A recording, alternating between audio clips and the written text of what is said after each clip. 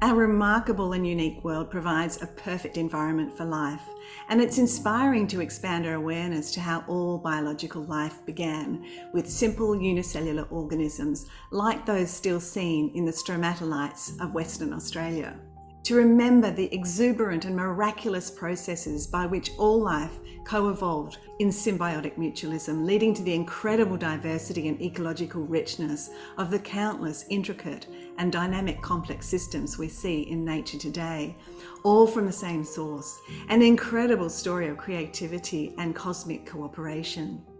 Nature's demonstration that symbiotic relationships are key to both individual survival and collective resilience. These cooperative relationships have facilitated adaptations to thrive in diverse niches and sometimes harsh conditions.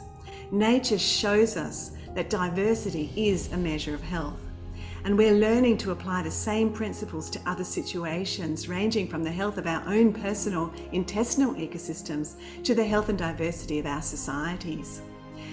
We're starting to see, or perhaps remember, that systems are whole entities where the parts are interdependent and the whole is only as strong as its weakest parts.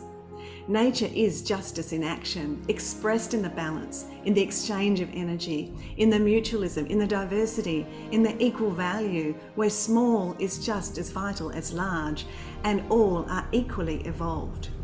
As we dive into the beautiful, ugly, complicated messiness of humanity, it's good to hold the inherent justice of nature as our yardstick. This invites us to think about social justice in these simple terms of balance and fairness and living in what is described as right relationship with others and with nature, of loving our neighbours and doing good for those around us, with the understanding that the whole community thrives when all of its members thrive and none is left behind. It is a mindset of abundance and love where we experience gain through generosity rather than fearing loss.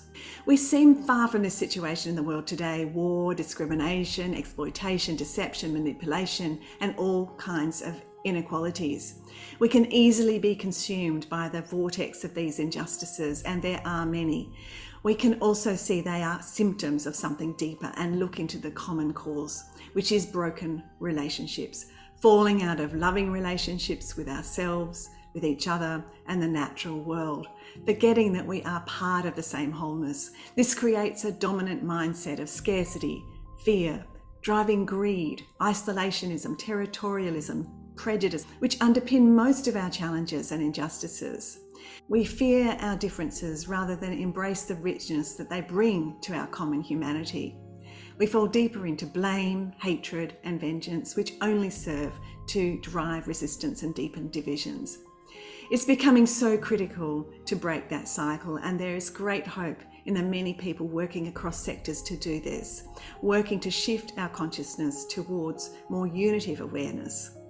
Indigenous knowledges remind us of the deep natural justice inherent to the shared collective self.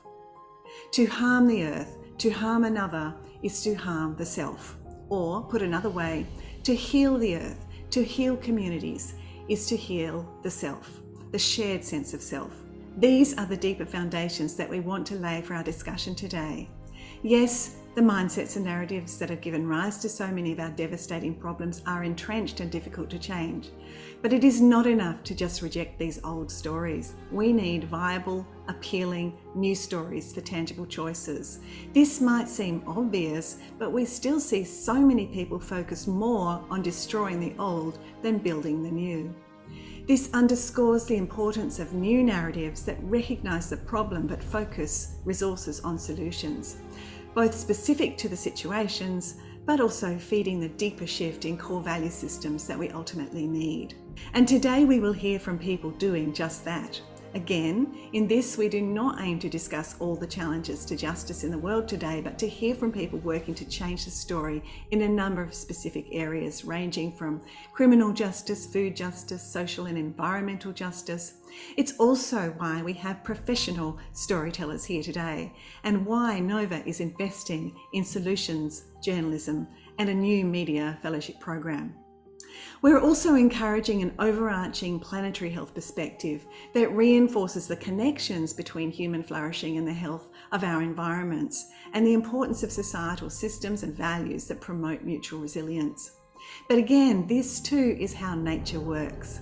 In the face of challenge, she adapts, she regenerates, and she works collaboratively as a whole of many parts to establish new equilibrium under new conditions, and we are ultimately not separate from that.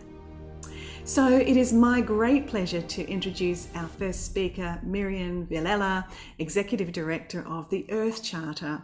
And there could not be a better example of creating a new story for a more ethical, caring, respectful, and responsible civilization on our planet than the Earth Charter. Miriam is an acclaimed international leader in global sustainable development, and I don't want to detract from her time by reading her bio, but I invite you to look at our event webpage to see all the profiles of our panelists. So thank you, and over to you now, Miriam.